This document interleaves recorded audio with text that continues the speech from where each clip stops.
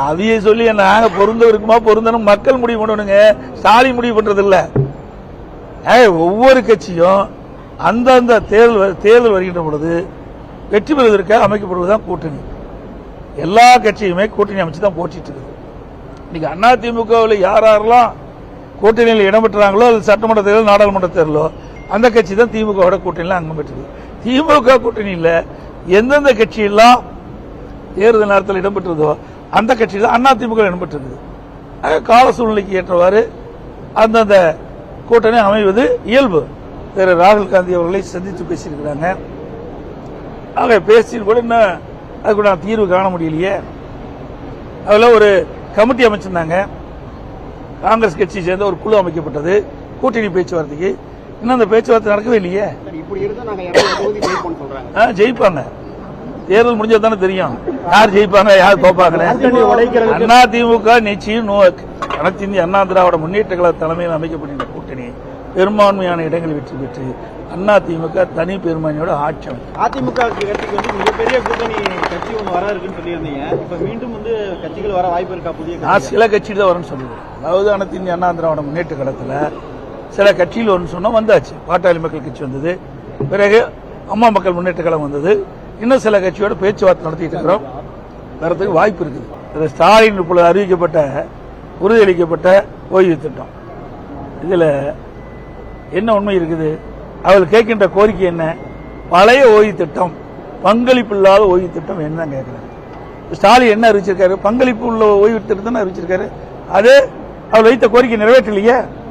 ஏற்கனவே மத்திய அரசு அறிவிக்கப்பட்ட அந்த ஓய்வு திட்டத்தில் சில மாற்றங்களை செஞ்சு அறிவிச்சிருக்கிறாங்க. இன்னைக்கு அரசு ஊழியர்களுக்கு இந்த குழந்தை அழுதா மிட்டாய் கொடுத்து அது சரி செய்வாங்க பாரு, அது மாதிரி அரசு ஊழியர்கள் போராட்டம் நடத்த ஆரம்பிக்கும் போது ஒரு சின்ன அறிவிப்பு கொடுத்து சரி செஞ்சிருக்கிறாங்க. அவ்வளவுதான்.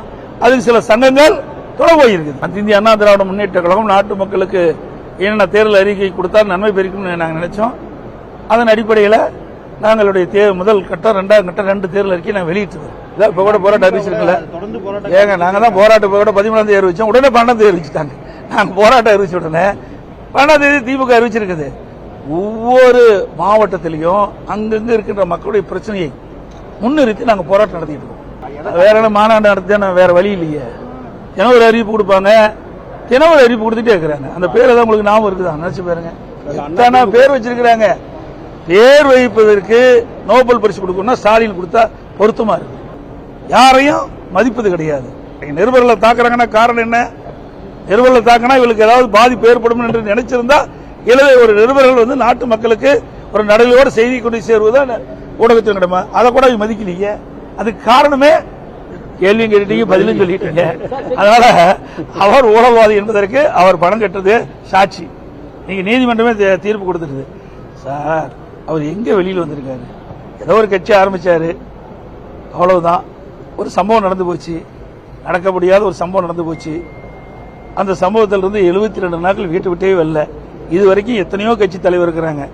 ஆனா ஒரு சம்பவம் நடைபெற்ற பிறகு அதை துணிந்து நின்று அதற்குண்டான தீர்வு காணுவதுதான் ஒரு அரசியல் கட்சியுடைய தலைவருடைய கடமையா இருக்கும். ஆனா கட்சி ஆரம்பிச்சுட்டு ஒரு துயரமான சம்பவம் ஏற்பட்ட உடனே 72 நாட்கள் வெளியிலே வரல. ஆபீஸ மூடிட்டாங்க 5 நாள். யாருமே கிடையாது. கட்சி இருக்குதா இல்லையாங்கிற நிலை ஏற்பட்டு விட்டது.